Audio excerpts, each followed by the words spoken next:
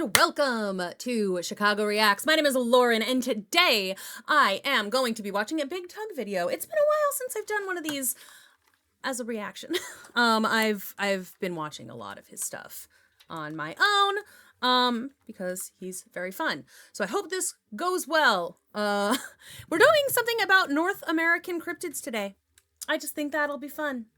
I haven't, thought about cryptids in a while, so it's always enjoyable for me to do that, because I am a huge mythology geek and a nerd, and I like all of that stuff. So I'm really looking forward to see which ones he's gonna talk about, because I do know some of this stuff. I do know it, so I'll be curious to see if he has something very specific and something different. I'm looking forward to figuring it out. So, before I begin, I do want to give a shout out to a couple of channel members. So H. Kate, Alchemist, Nien, Mooney, Leon, Mac12, Gracie, Daniel Redacted, the Sat Ranger, Tomato. That's fun. And some of these are long. The Jackals of Terra and Argentum. All right, great. So thank you all so much for helping support the channel. We really do appreciate it. I know that since Dragon Ball Z is mostly over, several people will have left, which is very fine.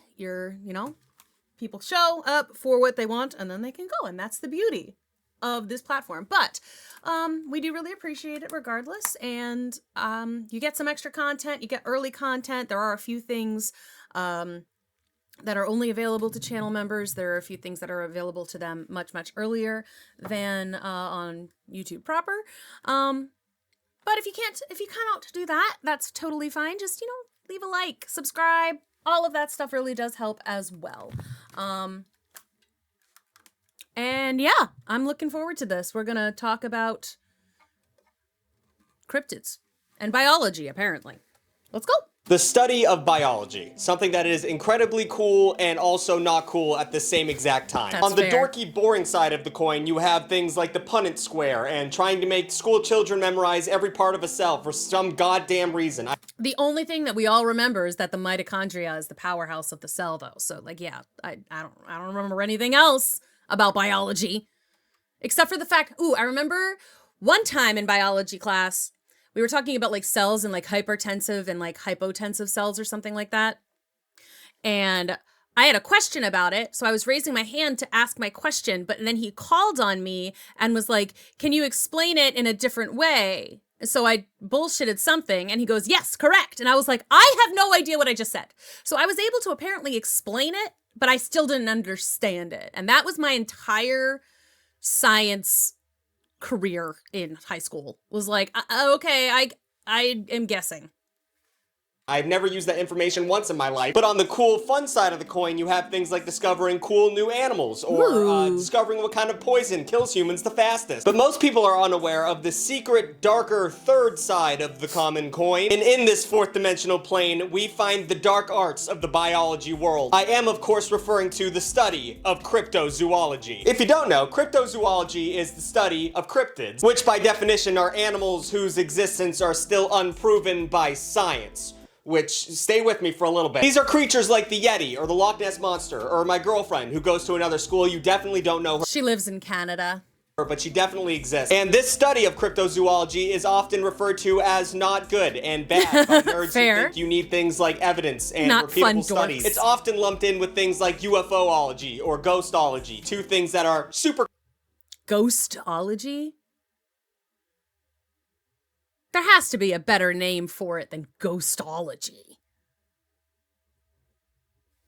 There has to be. Cool, so I don't know why it's such a big deal. Let me tell you dork asses in lab coats something, okay? Scientists discover 18,000 new species every year. Every year they do that. And yeah, most of the time it's like a new tiny beetle or a new brand of kelp in the ocean. But who's to say the next one isn't gonna be the fabled bat boy? America has one of the most diverse climates on Earth. You poke around a little bit and you're bound to find something freaky. And that's exactly what I did. Today we're gonna be taking American cryptids and breaking them down and organizing them on criteria that I have made up on the spot. Oh, okay. I was like, I thought maybe we were gonna talk about, where did they come from, right?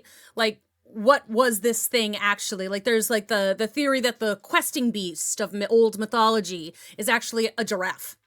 You know? So like there are things that were like described weirdly.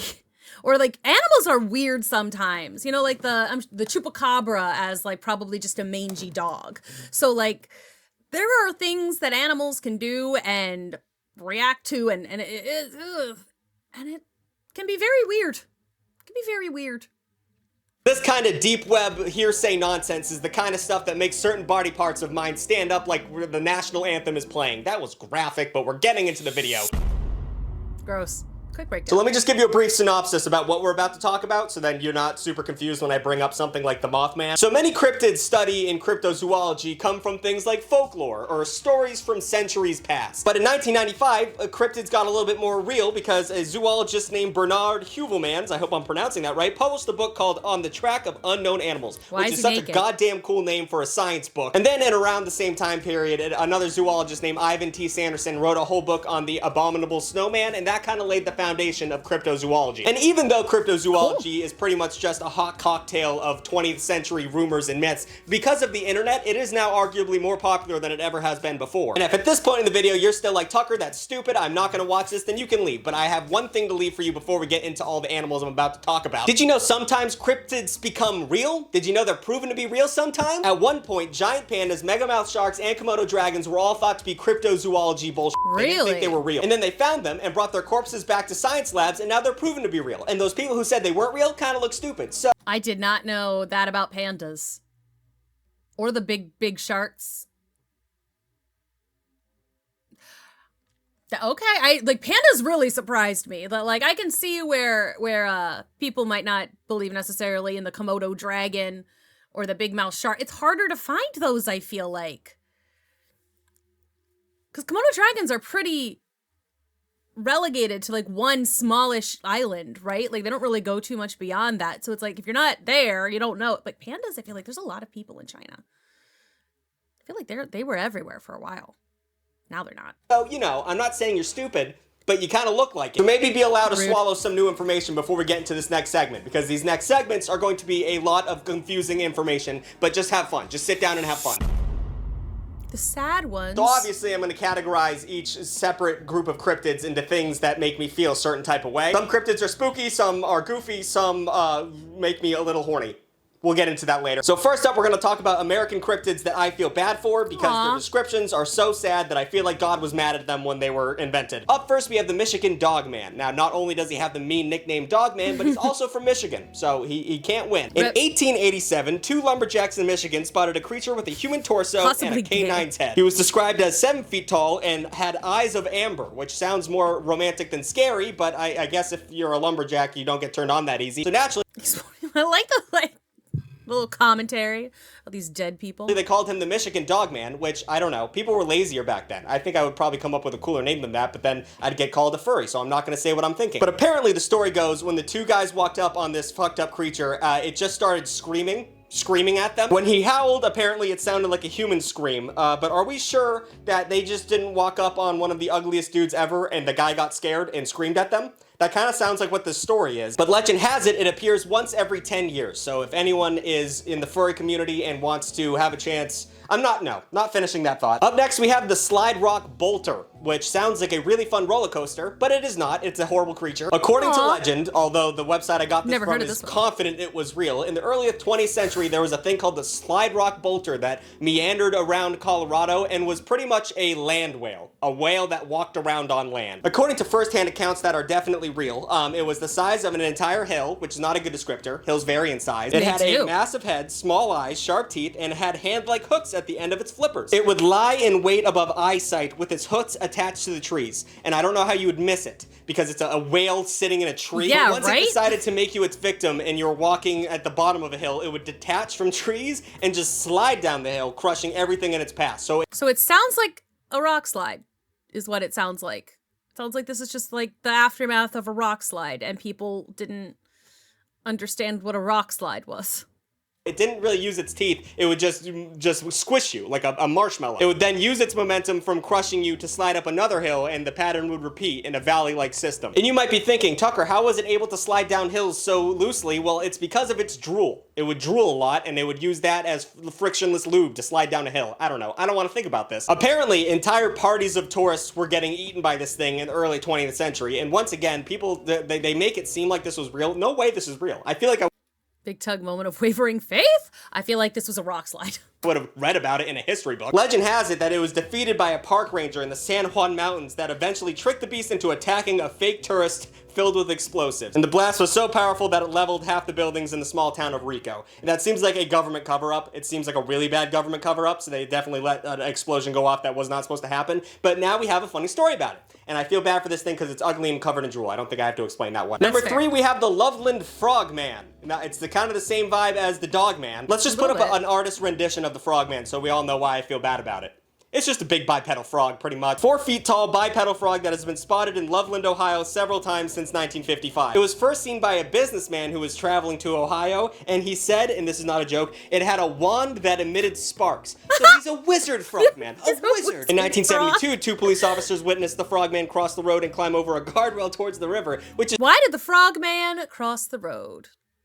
so funny to me, because he's a frog. Why is he like lazily lumbering, like just trying to get a leg over the guardrail? I just think that's a funny visual. And then the Frogman Trail ran cold until 2016, where 2 teens were playing Pokemon Go and they spotted the Frogman. Now that might have been a mind when you're looking for Pokemon and you kind of find a real one. And actually, they got some grainy footage of the so we're gonna watch that right now. I think that's believable. I don't know about you. I feel bad for him because he's obviously just a dude. Right? He's just, if he's real, he's just a frog guy. He's not a threat. He doesn't hurt anybody. He's just trying to walk around. People keep taking pictures of him. And if I was a frogman, I'd probably want to have a private life personally. So I feel bad for him. And then we have the hodag.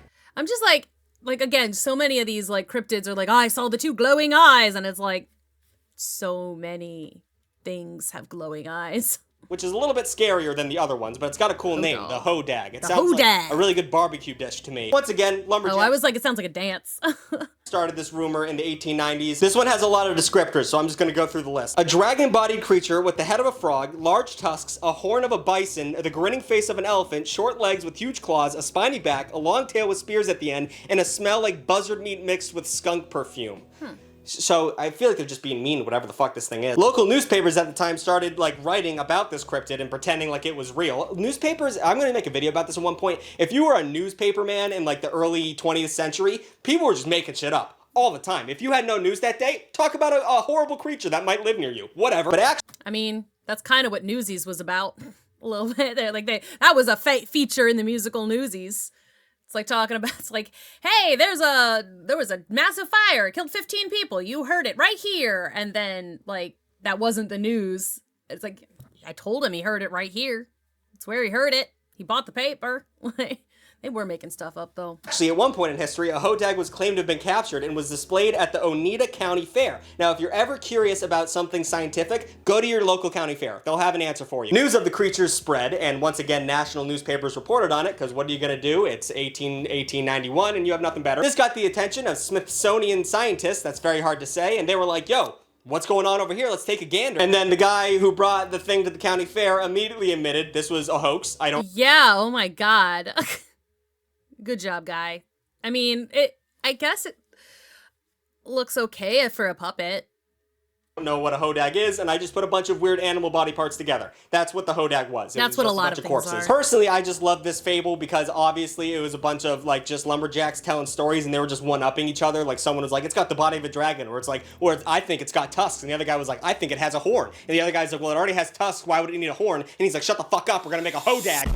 Yep, I believe it. All right, next up we have the cryptids that I don't feel bad for. I want them to leave me alone. I think these guys are too scary to, they scare the shit out of me. These are the gruesome ones. These are the bloodthirsty ones that are rumored to kill and want to eat children a lot of the time. Very children-based, most of these. So I'm just gonna jump. I feel like a lot of the times, too, these cryptids were created to keep kids, like, out of the woods at night, you know? It's like, keep them inside when the sun goes down. Like, you gotta scare them in some kind of way. Jump right into it. We're gonna talk them over, and then you tell me if you can sleep or not. Ah! I'm not comment baiting, but I can't sleep and I want to know if someone else is suffering with me. Up first, we have the Wampus cat, which sounds adorable. I wish I named my cat Wampus. That's a great name for a cat. Apparently, this cryptid lives in the Appalachian Mountains, and if you know anything about the Appalachian Mountains in America, you know that bad things happen there. You'll just be walking along a trail and a hillbilly with a banjo will pop out and say, "Don't go wandering in those woods," and you do, and then you get turned inside out by some fucked up creature. And the Wampus cat is one of those creatures. It has roots in Cherokee folklore, so you know they're not fucking around. Half cat, half human, with a little bit of dog thrown in for good measure. It has 6 legs, but only walks on 2 of them, which is a scary ass image. It has large claws and fangs, and it yells out terrible screams when you get near it. And it has these big glowing yellow eyes that if you look into them long enough, you will be devolved into madness. Okay, so it does kind of sound like a bobcat. Or like mountain lion of some kind. There's a lot of them over there in the in the Appalachian area. A lot of big cats. Just in then there hills. And I feel like something's moving fast enough. Maybe it looks like it has got extra legs. Maybe they just wanted to freak you out. Maybe they just want to make it a little scarier than an actual mountain cat, because if you look at those things in the eyes, they will probably kill you. Like a really bad weed panic attack. Once again, we have another newspaper from the early 1900s saying a bunch of nonsense to scare the local townspeople. The Greenville Sun claimed it was roaming around their town. It said there was a beast walking around their town for fun, I guess. And since then, the Wampus... Because also, it's like, I feel like a cat like that, it says it walks on 2 legs instead of 4 or whatever, but like if it's coming at you fast enough, it might look like that. Like, I don't know. I think it's just a bobcat. Big old Nittany lion over there. Cat has been cited numerous times in the 20th century, from Appalachia to Texas, often blamed for killing livestock, like an unexplained goat is torn open. That was the Wampus cat. The only reason I'm really scared of this thing is, one, because the eyes, that scares me, but also I own a cat, and if my cat was a little bit bigger, it would have killed me by now. So the fact that there's a thing with 6 legs, just not worth my time, honestly. Next up, we have a personal favorite of mine, which is the Mothman. If you haven't read my shirt yet, you should take the time to do so now. The first recording sighting of the Mothman happened in West Virginia in Oh, it stole my catalytic converter. I was trying to figure out what that said. Oh, the statue of the Mothman with a beautiful butt. 1966. A bunch of guys were digging a grave in a cemetery, and they all looked up, and there was the Mothman. Imagine seeing the Mothman. Let me describe what the Mothman looks like. 7 feet tall, large, dusty wings, and bright red glowing eyes. And it was flying above them. 3 nights later, a cute couple was driving down a highway, and the Mothman chased them up to 100 miles per hour, and it wasn't even breaking a sweat. Newspapers started reporting on this thing, and over the course of several years, over 100 sightings of the Mothman happened in West Virginia. And like any good American cryptid, anytime someone saw this thing, Men in Black would show up at their house and say, "Don't talk about it, this is real serious shit." And then weirdly, in 1967, the Mothman stopped visiting after a bridge collapsed in West Virginia. It killed over 46 people, and people believe that the Mothman shows up when there's like a bad thing about to happen. Like he's an omen. He's kind of chill like that. And since then, whenever there is a Mothman reporting, it happens right before something terrible happens. Mine collapsing, nuclear meltdowns, terrorist attacks. That's like, what's it called? That's like confirmation bias. Mothman is there. The Mothman is there for us in those moments of need, which is exactly why I would start crying if I saw him. Not only because that's horrifying, but also because I know that I'm probably going to get arrested for tax evasion or something if the Mothman shows up. Something bad is going to happen. Next up, we have the Dover Demon, something that I'm... The question I have about it, though, is does the bad thing happen to the person who saw the Mothman?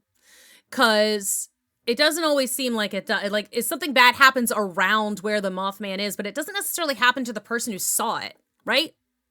Proud of. Go Massachusetts. Go Woosok. 1977. 3 teenagers are hanging out in Dover, Massachusetts when they all independently said they saw the Dover Demon. Initially, they all said they thought it was a dog or a cat crawling along one of those weird stone walls you see in Massachusetts all the time, like we just finished the Civil War. Then they got closer to it, and it wasn't a cat or a dog. It was something much more awful and horrible, let me tell you. A humanoid, 3 or 4 feet in length, with a gray, hairless body. Its head was large and watermelon-shaped, with no eyelids and glassy orange eyes. So it's not a gray alien. It has orange eyes. So it's different. It had no... So again, this is probably another one of those, like, dogs with mange things. Like, because they walk weird, and, like, their hair's, like, they don't really have any, and, like, their eyes are weird, and, like, in different lights, you know.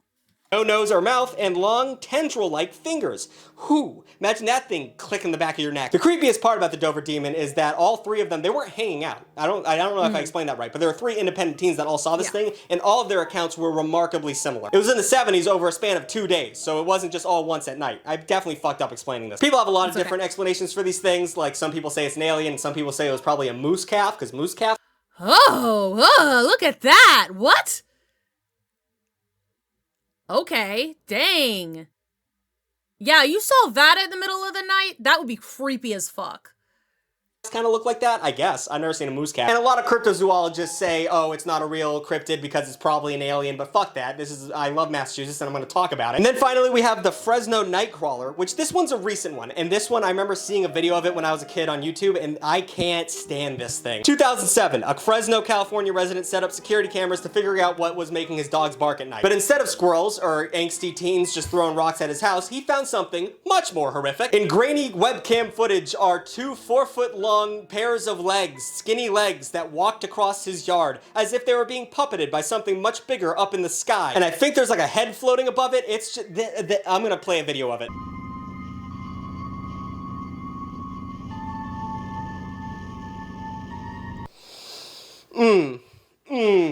Since the initial sighting, it's also been seen in Yosemite National Park, Montana, and Poland, so these things get around. And I don't know why it scares me so much, because it's pretty much just walking pants. Like, have you ever seen that Jimmy Neutron episode where he starched his pants too hard? It's pretty much just sentient pants, and I don't know how that could hurt me, but I know it's gonna hurt me if it touches me. Or that Brian David Gilbert Jorts video, like when his pants are standing next to his bed and they run down the hall or whatever the fuck.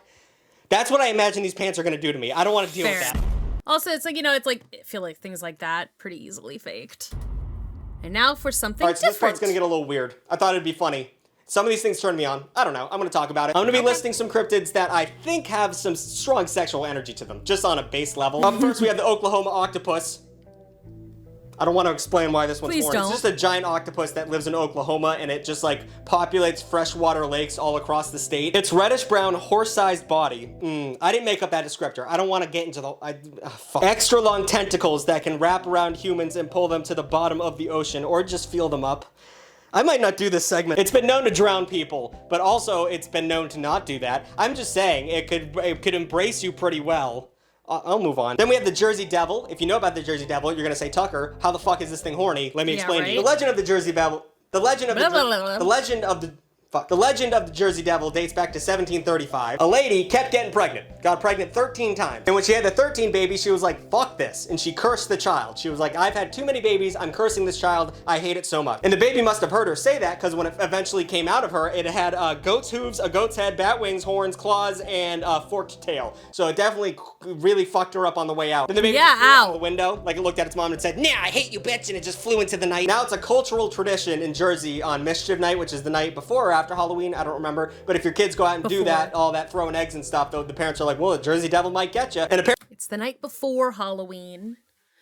We always, as kids, had to like bring in, like we would put the jack-o'-lanterns out for like when it got dark, and it was just, we had the jack-o'-lanterns out usually for like the couple of days prior to Halloween, but like on the night before Halloween, we always had to bring them inside because they would always get, like, they would get smashed.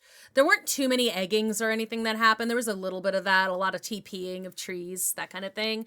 But then, like, wildly, okay, so I moved to Chicago, and no one brings in their jack-o'-lanterns. Like, at least in my neighborhood. I'm like, no one brings in their jack-o'-lanterns at all.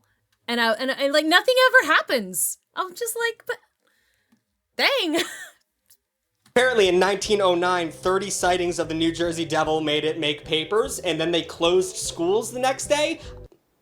That's kind of real, but I think it's kind of hot because several reasons, actually. One, I've seen a lot of fan art of like hooved creatures that can be hot. People used to make Satan, you know, I don't want to get into that. And also, it's got mommy issues, and also it's like, it wasn't well respected. Like, even if it lived in the family with 13 kids, it wasn't getting enough attention. It's gonna be kind of a whore. You know, moving on. Oh, we have the Bat Squatch. It's like the Bat Squatch is like a Blu-ray. It comes with all the perfect features. I feel like his thinking about the Jersey Devil is, well, at least it would definitely say yes. Like, it wants to bone. Like, consent is important, kids. You would want. It's got yellow eyes, a dog's muzzle, blue fur, sharp teeth, bird feet, and leathery bat wings. I have seen fursonas that are exactly this. Now, I'm not saying this turns me on. I'm saying it's definitely gonna turn certain people on. This is right up some fucking fan fiction alley. First reported in the 80s in Washington State, and it appeared after the eruption of Mount St. Helens, and it was flying around the volcanic activity. So people were like, hey, yo, That's like a volcano demon. Once again, this is fan fiction. Some people think it's a fucked up baby Very that much. breathed in a bunch of volcanic ash, and some people think it's an ancient horror come to haunt us all. Since then, it's been flapping its 50-foot wingspan in California, Arizona, and Ohio. But one of the hottest things about Sasquatch is it knows its way That's around sorry. an That's California, Arizona, and Ohio. They are all right, it bounces around. Dang. Some of you ladies might enjoy that one. In a 1944 sighting, there was a guy driving his car in Pierce County, and the thing showed up and just stopped its engine, using its brain or something. I don't know. Kinda hot. I'm stretching on this one, I'll give it to you. And finally, we have The Beast of Bray Road. And I don't read fan fiction or romance novels, but I'm sure if I went to Barnes & Noble to the romance section, I could find a book of this exact title. It is tall, dark, ripped, covered in fur. I mean, what else do you want? Yeah, it spends a lot of its time eating organs out of animal carcasses on the side of the road, but he's a fixer-upper. Most of the sightings came from the 80s and 90s, so if you're looking for that like Matthew Lillard vibe, you're gonna get it from him. And a reporter for the Walworth County Week newspaper was assigned to track this thing, and she said all the eyewitness testimony seemed legit. So this thing definitely exists. It's definitely worth banging. It's probably a wolf. I don't have a way to wrap up this video. Cryptids may or may not be real, but I think it's really fun to believe in them, at least a little bit, because what's the point of living if you only believe in, like, snakes? New videos every Saturday and Wednesday. Sorry for being late on this one. I'm done moving. My apartment is beautiful now, and my mommy designed it because she's an interior designer. Like, comment, and subscribe. Don't bang cryptids unless you want to. Fair. Unless you want to, and unless they want to. It's the way to do it. Look, I am one of those people who, like, 100%, like, I believe there is a more rational explanation for pretty much everything. I'm willing to eat my words on that, though. So if Bigfoot does, in fact, exist, good for him. Leave him alone. Like... And again, it is true that we're always coming up with it. We're always finding new creatures. But that's like, I feel like so many of these things, it's like, yes, we're always finding something new that's just an animal. And it does animal things. And like, it was looking weird one day. Or, you know, it was up in a tree where like, you don't usually see that kind of thing up in a tree. So you think it's something else. I don't know. Like, in general, cryptids are fun in the same way that like mythology is interesting and fun. There's usually a rational explanation. And sometimes we just don't know what that rational explanation is right away. But there's usually one of them. There is usually one. So, in any case, I still enjoyed this video. I learned about a couple of cryptids I'd never heard of before, which is always fun for me. Because like I knew some of them, and then others I didn't hear. He didn't talk about Champ. You know, there was a few that he just didn't really mention, which maybe because it's like people talk about them all the time. But anyway, I enjoyed that. I hope y'all did too. If you want to see more videos like this, make sure you let me know by hitting that like button, subscribing to the channel, and leaving a comment. Go and check out Big Tugg's channel. His stuff is very funny. Like I said, I've been watching a lot of his stuff, so I would recommend you go and check his channel out. He's funny. I enjoy him. So thank you so much for watching, and I will see you all in the next one. Bye-bye.